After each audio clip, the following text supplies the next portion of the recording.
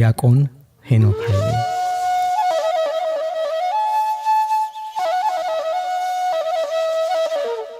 ስለእመቤታችን ቅድስት ድንግል ማርያም በልጇ ፈቃድ ከሞት መነሳት ኦርቶዶክሳውያን አባቶች ሲያስተምሩ ከመጽሐፍ ቅዱስ የሚጠቅሱት ማስረጃ በመዝሙር 132 ቁጥር 8 ላይ ያለውን አቤቱ ወደ ረፍትህ ተነስ አንተና የመቅደስህ ታቦት የሚለውን ቃል ነው።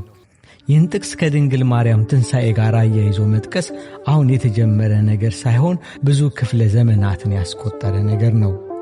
33ኛው የእስክንድርያ ፓትርያርክ ቅዱስ ቴዎዶስዮስ ከእርሱ ቀድመው የተነሱ አበው ያስተላለፉትን የእመቤታችንን ዕረፍትና ትንሣኤ ታሪክ ከዛሬ 1500 ዓመት በፊት በጻፈው ድርሳኑ ላይ በነገረ ማርያም ሊቃውንት ዘንድ ዶክተር ኦፍ ዶርሚሽን በመባል የሚታወቀው ሊቁ ዮሐንስ ዘደማስቆ ሐዋርያነ አብያተ ክርስቲያናት ሁሉ በድርሳኖቻቸው ላይ ስለ ድንግል ማርያም ትንሣኤ ባነሱና በዓለ ዕርገቷን ባከበሩ ቁጥር የሚያነቡት የመጽሐፍ ቅዱስ ክፍል አቤቱ ወደ ረፍትህ ተነስ አንተና የመቅደስህ ታቦት የሚለውን የዳዊትን መዝሙር ነው። በእርግጥ ይህ ቃል ከድንግል ማርያም ጋር ምን ያገናኘዋል? ማርያም ተነሳች የሚል ነገር አለውን? የሚል ጥያቄም በዚህ አጭር ጽሑፍ እንመለከታለን። ወደዚህ ጉዳይ ከመግባታችን በፊት ግን አንድ ቁም ነገር እናስቀድም ይላል ጸሐፊው ዲያቆን ሄኖክ ኃይሌ።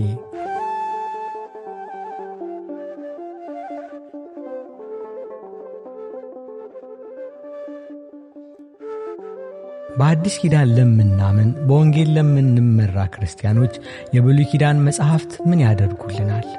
የሙሴ ሕግጋት፣ የነቢያት መጻሕፍት፣ የዳዊት መዝሙራት ለክርስቲያኖች ምን ይጠቅሙናል ብለን ከመጠየቅ እንጀምር። የዚህ ጥያቄ መልሱ ጌታችን በሙሴ ሕግና በነቢያት በመዝሙራትም ስለኔ የተጻፈውን ሁሉ ሊፈጸም ይገባል እንዳለው የብሉይ ኪዳን መጻሕፍት ሁሉ በምስጢር የሚናገሩት ስለ ክርስቶስ ስለሆነ ነው። ከሙሴና ከነቢያት ጀምሮ ስለ እርሱ የተጻፈውን ተረጎመላቸው ተብሎ የተነገረላቸው የኤማውስ መንገደኞች በመንገድ ሲናገረን መጽሐፍትን ሲከፍትልን ልባችን ይቃጠልብን አልነበረምን ብለው እንደተናገሩ ብሉይ ኪዳን በእርግጥ ስለ ክርስቶስ እንደሚናገር በሚገባ ትርጉሙን ከተረዳን ልባችን በጥልቅ ተመስጦ ይቃጠላል።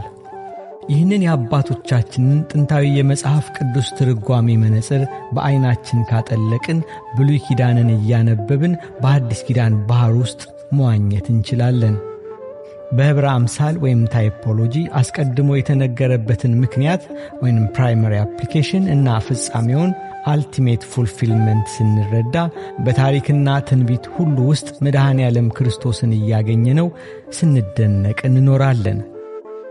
በገነት መካከል ተኝቶ ከጎኑ የሁላችንን እናት ሔዋንን ያስገኘው የአዳም ታሪክን ስናነብ በዕለተ ዓርብ በቀራንዮ በመስቀል ላይ አንቀላፍቶ ከጎኑ በፈሰሰው የጥምቀት ውሃ የሁላችንን እናት ቤተ ክርስቲያንን ያስገኘውን ክርስቶስን እናየዋለን።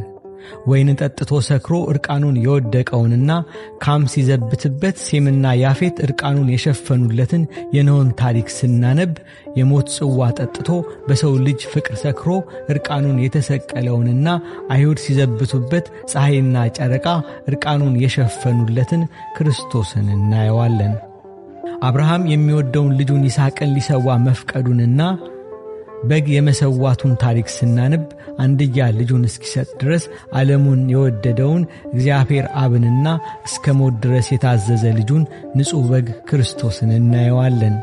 ዳዊት ጎልያድን ድል አድርጎ እስራኤልን ነጻ ሲያወጣ ስናይ ክርስቶስ ዲያብሎስን ድል አድርጎ የሰው ልጆችን ነጻ ሲያወጣ ይታየናል። እስራኤል በበረሃ ተጉዘው በበትር ከተመታው ከዓለት ውሃ ፈልቆላቸው ሲጠጡ ስናይ በዕለተ ዓርብ ጎኑን በጦር ተወግቶ በደሙ ጥማችንን ያረካልንን መድኃኔ ዓለም ይታየንና ከቅዱስ ጳውሎስ ጋር ያም ማለት ክርስቶስ ነበረ እንላለን።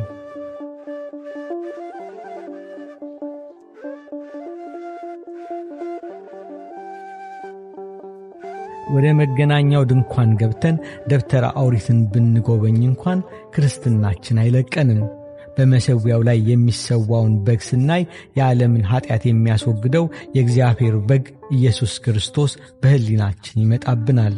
ወደ ድንኳኑ ዘልቀን በመቅረዙ ላይ መብራት ሲበራ ስናይ እውነተኛው ብርሃን ክርስቶስ ዕጣን ስናይ የኀጢአት ሽታችንን ያራቀልን ክርስቶስ፣ በወርቅ የተለበጠ ታቦት ስናይ በመለኮቱ መለወጥ የሌለበት ክርስቶስ፣ መናውን ስናይ የሕይወት እንጀራ ክርስቶስ እየታየን እንደ ኤማሁስ መንገደኞች ልባችን እየተቃጠለ ለካስ ኦሪትና ነቢያት ሁሉ የሚናገሩት ስለ ክርስቶስ ነበረ እንላለን። ኦርቶዶክሳውያን ከሆነን ደግሞ ጌታን ባገኘንበት ስፍራ ሁሉ እመቤታችንን ፍለጋ ማማተራችን አይቀርም።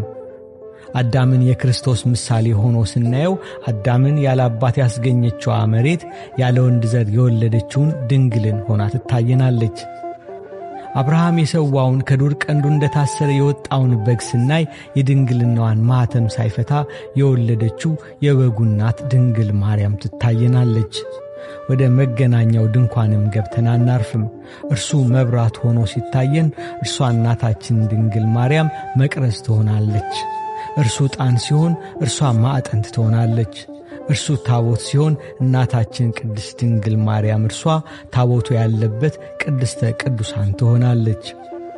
እርሱ ልጇ ጌታችን ኢየሱስ ክርስቶስ ጽላት ሲሆን እርሷ የጽላቱ ማደሪያ ታቦት ትሆናለች። እርሱ በጽላቱ ላይ የተጻፈው ቃል ሲሆን እናታችን ድንግል ማርያም ጽላት ትሆናለች። እርሱ የተሰወረ መና ሲሆን እርሷ የመናው መሶበ ወርቅ ትሆናለች።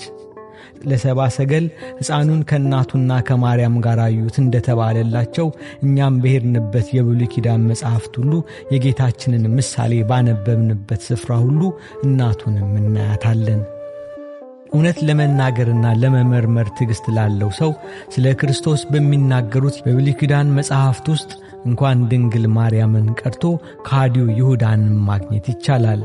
ዮሴፍ የክርስቶስ ምሳሌ ሲሆን ዮሴፍ በ20 ብር እንዲሸጥ ሐሳብ ያቀረበው ወንድሙ ይሁዳ ያስቆሮቱ ይሁዳ ምሳሌ አይደለምን? ፍልስጤማውያንን ድል ያደረገው ናዝራዊ ሶምሶን የናዝሬቱ ኢየሱስ ክርስቶስ ምሳሌ ሲሆን ሶምሶንን እየሳመች አሳልፋ የሰጠችው ደሊላ ስሙ የሸጠው የይሁዳ ምሳሌ አይደለችምን? አባቱን ለመግደል ሲያሴር ኖሮ በመጨረሻ በዛፍ ላይ ተሰቅሎ የሞተው አቤሴሎምስ ጌታን አሳልፎ ሰጥቶ ተሰቅሎ የሞተው የይሁዳ ምሳሌ አይደለምን? የታመንኩበት የሰላሜ ሰው እንጀራዬን የበላ ተረከዙን በእኔ ላይ አነሳ ተብሎ የተነገረው ስለ ይሁዳ አይደለምን? ብሉይ ኪዳን እንኳን አምላክን ስለወለደች ቅድስት ድንግል ማርያም ቀርቶ አምላኩን ስለሸጠው ይሁዳም ትንቢት ተናግሯል። አሁን ወደ ቀደመ ነገራችን እንመለስ ይላል ጸሐፊው ዲያቆን ሄኖክ ኃይሌ።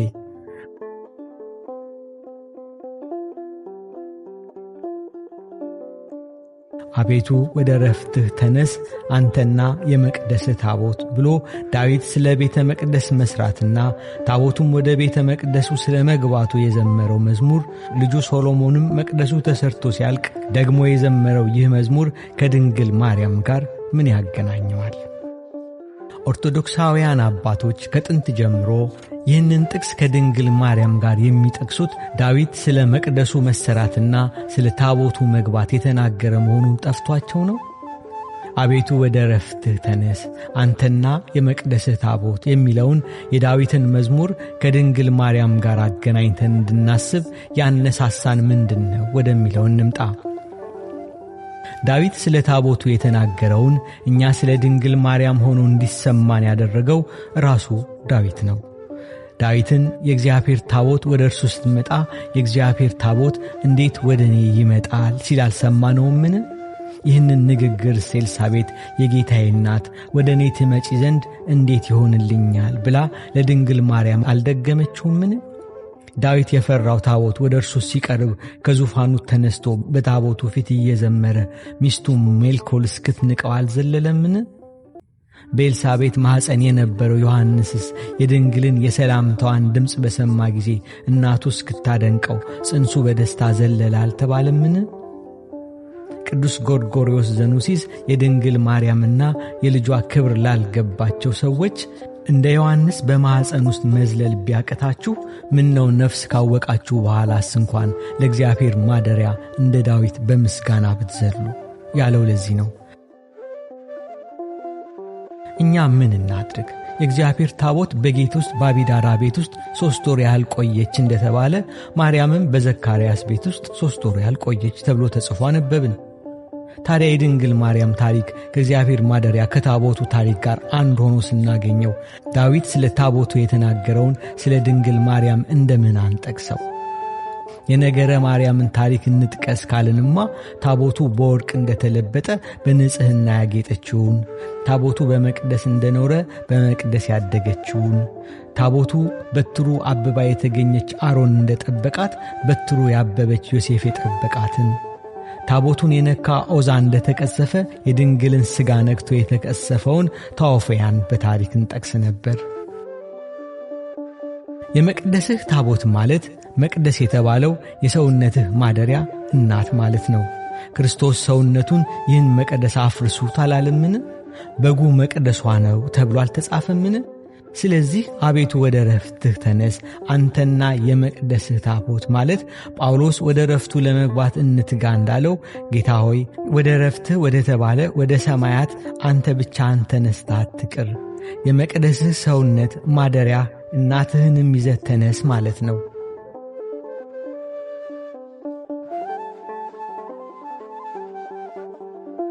የእመቤታችን ትንሣኤ ብዙዎችን ማከራከሩ እንዴት ያሳዝናል! ክርስቶስ ትንሣኤና ሕይወት እኔ ነኝ ብሏል። እውነት ትንሣኤን ለወለደች እናት መነሳቷ ትልቅ ነገር? የሕይወት እናት ሕያው ሆነች ቢባል ያስቆጣል። ሞትስ የሞተው በልጁ አይደለምን? የሕይወትን እናት ሞት ይዞ አስቀራት ማለት ደስታ የሚሰጠው ለሞት አበጋዞች ነው። አምላክ ያደረባት የምትናገር ታቦት ፈርሳ ቀርታለች ማለት ታቦተ ጽዮን ድንግል በሞት ፍልስጤም ተማርካ ቀርታለች ማለት የሚያስደስተው በማኅፀኗ ፍሬ የተፈረካከሰው ዲያብሎስ ነው። ለእኛ ለኦርቶዶክሳውያን የሚደንቀን መሞቷ እንጂ መነሳቱ አይደለም። ቅዱስ ያሬድ የማርያም ሞት ግን ሁሉን ያስደንቃል እንዳለው ሕይወትን ያስገኘች ድንግል፣ አምላክን የታቀፉ ክንዶች፣ የእግዚአብሔር ዙፋን የሆኑ ጉልበቶች በሞት መሸነፋቸው ያስደንቃል። መነሳቷ ግን የምንጠብቀው ነው። አልዓዛርን አልዓዛር አልዓዛር ብሎ ያስነሳ ጌታ፣ በዕለተ ዓርብ በሞቱ ብዙ ሙታንን ያስነሳ ጌታ እናቱን አስነሳ ሲባል የሚቆጡ እንዴት ያሉ ናቸው! ሁለቱ ምስክሮች የተባሉ ሄኖክና ኤልያስ ወደ ምድር መጥተው አስተምረው ከተገደሉ ከ3 ቀን ተኩል በኋላ ከእግዚአብሔር የወጣ የሕይወት መንፈስ ገባባቸው። በእግሮቻቸውም ቆሙ። በሰማይም ወደዚህ ውጡ የሚላቸው ታላቅ ድምፅን ሰሙ። ጠላቶቻቸውም እየተመለከቷቸው ወደ ሰማይ ወጡ ይላል ራእየ ዮሐንስ። ሄኖክና ኤልያስን ከምጽአቱ በፊት ዳግም ላይሞቱ ከሞት አስነስቷቸው በጠላቶቻቸው ፊት ወደ ሰማይ የሚያሳርጋቸው አምላክ እናቱን በወዳጆቿ ፊት አስነስቶ አሳርጓታል ሲባል በቁጣ መቃወም ምን ይባላል? እንደ ልጇ በራሷ አረገች በማለትና ልጇ ወደ ራሱ ነጥቆ ወሰዳት በማለት መካከል ያለውን ልዩነት መረዳት ከቻልን የእመቤታችን ማድረግ ምኑ ያከራክራል?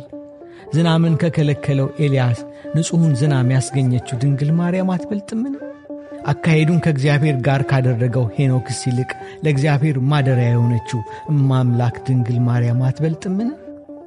እኛ ግን ቅዱስ ኤጲፋኒዎስ በሞቷ ምድር መራራ ሐዘንን ስታዝን በሰማይ ደስታ ሆነ እንዳለ እመቤታችን ከሚያልፈው ዓለም ወደማያልፈው ዓለም ስትሻገርም ሆነ በልጇ ሥልጣን ተነስታ ስታርግ በሰማይ የሚኖረውን ደስታ በእምነት እናስተውላለን። ያ ድሃ አልዓዛር እንኳን ሲሞት መላእክት ነፍሱን ወደ አብርሃም አጀብ ወስደውት ነበር። ኤልያስም ሲያርግ መላእክት በእሳት ሰረገላና በእሳት ፈረሶች ነጥቀውት ነበር። የአምላክ እናትን ዕርገት ስናስብ ከዚህ በላይ ዝማሬ ይታየናል። ቅዱስ ቴዎዶሲዎስ እንደጻፈው ቅዱስ ያሬድም በመሰንቆሁ እንዘ ያሊ እንዳለው አባቷ ዳዊት አቤቱ ወደ ረፍትህ ተነስ አንተና የመቅደስህ ታቦት እያለ እየዘመረ ወላዲት አምላክ ወደዚያኛው ዓለም ተሸጋግራለች። ኤልያስ ወደ ሰማይ ሲነጠቅ መጎናጸፊያውን ለበረከት እንዲሆነው ለደቀ መዝሙሩ ኤልሳ እንደሰጠው እመቤታችንም በልጇ ሥልጣን ወደ ሰማይ ስታርግ መግነዟን ወይንም መታጠቂያዋን ለቶማስ በመስጠቷ ኦርቶዶክሳውያን አብያተ ክርስቲያናት አሁንም ድረስ ተከፋፍለው በታላቅ ፍቅር በረከቷን ይቀበሉበታል። እኛ ኦርቶዶክሳውያን ስለ እመቤታችን መነሳት ስናስብ የምንጠይቀው ተነሳች ወይስ አልተነሳችም፣ ወደ ሰማይ አረገች ወይንስ አላረገችም ሳይሆን በሰማይ የተደረገላት አቀባበል ምን ይመስል ይሆን ብለን ነው። ድሃው አልዓዛር በሞተ ጊዜ መላእክት ወደ አብርሃም እቅፍ ወሰዱት ከተባለ የአምላክን እናት ምን ያህል አጅበዋት ይሆን? ወደ ሰማይ ማድረግ ለእርሷ ቁም ነገር እኮ አይደለም። ምክንያቱም ሰማይን በእጆቹ የሚይዘውን አምላክ በእጆቿ የያዘች ሁለተኛ ሰማይ ናት።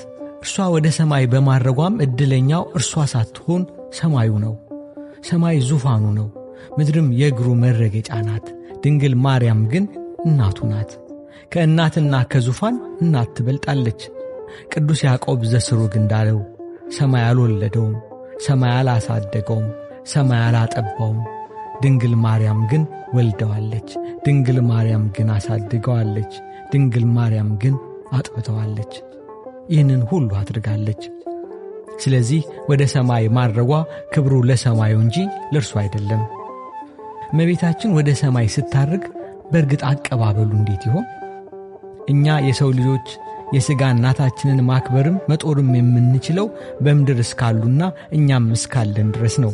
እናትና አባትህን አክብር ያለው ፈጣሪ ግን እናቱን ማክበር የሚችለው በምድር ብቻ ሳይሆን በሰማይም ጭምር ነው። እናቱ ወደ እርሱ ስትመጣ መድኃኔ ዓለም ኢየሱስ ክርስቶስ በሰማይ እንዴት ተቀብሏት ይሆን?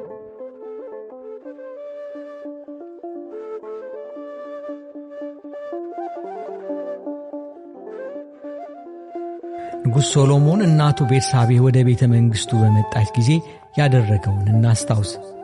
ንጉሡም ሊቀበላት ተነሣ፣ ሳማትም፣ በዙፋኑም ተቀመጠ። ለእናቱም ወንበር አስመጣላት፣ በቀኙም ተቀመጠች። እርሷም አንዲት ታናሽ ልመና ለምንሃለሁ፣ አታሳፍረኝ አለች።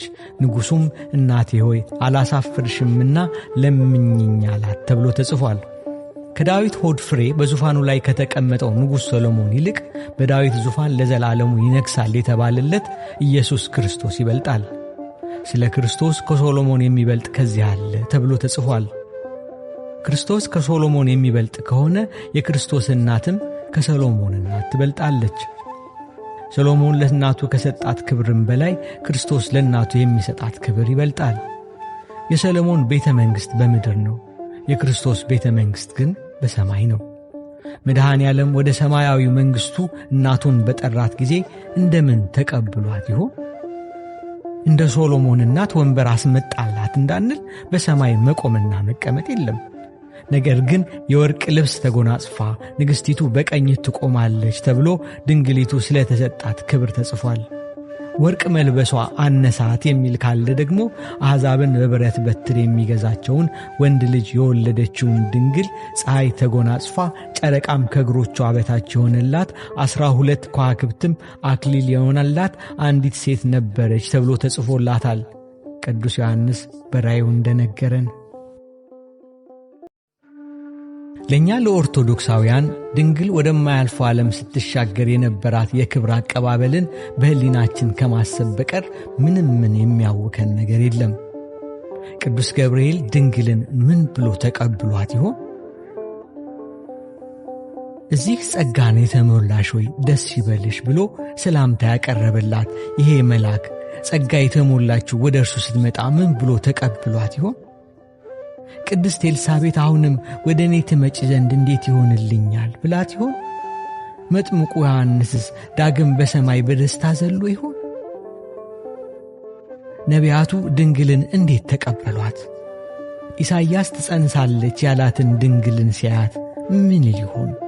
ሕዝቅኤልስ የተዘጋችዋ ደጅ ወደ እርሱ ስትመጣ ምን አለ? ጌዲዮን ጸምሩን፣ ኤልሳዕ ማሰሮውን፣ አሮን በትሩን፣ ኖህ መርከቡን ባየ ጊዜ ምን ብለው ይሆን? ሙሴስ ያልተቃጠለችው ዛፍ ወደ እርሱ ስትመጣ ዳግም እንደ ሲና ተራራ ጊዜ ጫማውን አውልቆ ይሆን? አዳም የልጅ ልጁን ሲያይ ሔዋንስ ዳግሚተ ሔዋንን ስታይ ምን ብላ ይሆን? ሁሉን በሰማይ ለመረዳት ያብቃን። አዎን ድንግል ማርያም ተነስታለች። ዲያቆን ሄኖክ ኃይሌ ሚያዝያ 2010 ዓ.ም